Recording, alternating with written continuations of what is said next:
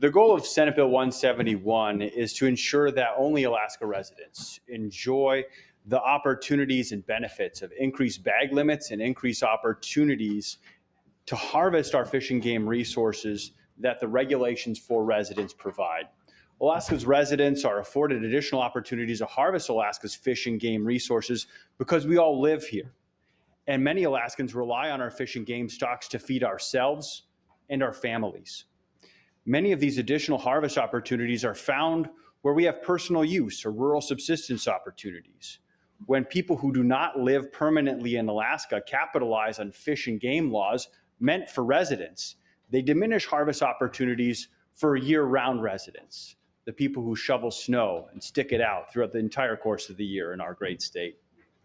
They diminish these opportunities now and into the future because of the pressure on our stocks of fish and game.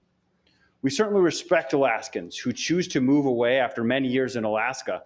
However, what is happening more and more is that people who have established residency here, but now primarily live out of state, are returning for only a few weeks or months, harvesting the bounty of our lands and waters, and then exporting our resources for consumption out of state, outside of Alaska.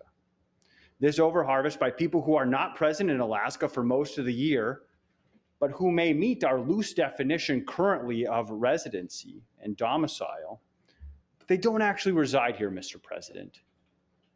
Their domicile truly is somewhere else.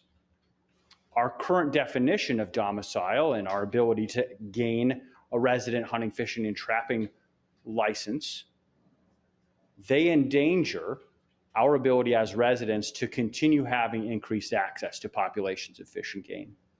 What Senate Bill 171 does is it matches the ongoing residency requirements for hunting, fishing, and trapping licenses with the residency requirements of the permanent fund dividend.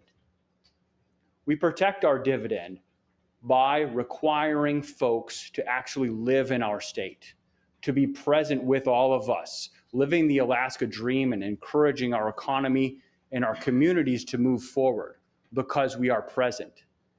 Just like we protect access to that dividend, so too must our state also protect our precious natural resources and the stocks of king salmon and crab, halibut, moose, and grizzly bear, Dall sheep, and mountain goats. Opportunities to harvest these species as residents are endangered by those who would claim residence or identify as Alaskans. However, by their action, by their geography, and by their choice of place of where they spend their lives, Mr. President, unfortunately, they don't meet the resident definition under the dividend standard. And I would argue that they don't meet the resident definition in the spirit of what the law says we should be abiding by to have increased access and opportunity to fish and game. The initial year-long waiting period for a resident license remains the same under this bill. Once a person moves to the state of Alaska, they have to wait a year of probationary period in order to then be recognized as a resident thereafter.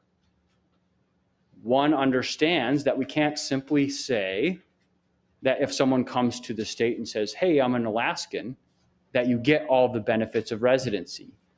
That must be an ongoing process by a choice year after year, and that's reflected in this bill. Maintaining residency means that someone meets the residency requirements of the dividend. They're physically present in the state for most of the year, unless your absence is due to a reason that is outlined in the dividend statute as put forward in the bill. Simply put, we believe that Alaska's fish and game resources that are harvested with resident licenses should be taken and utilized by year-round residents, not visitors who spend most of the time of the year in another locale. I urge members to vote yes.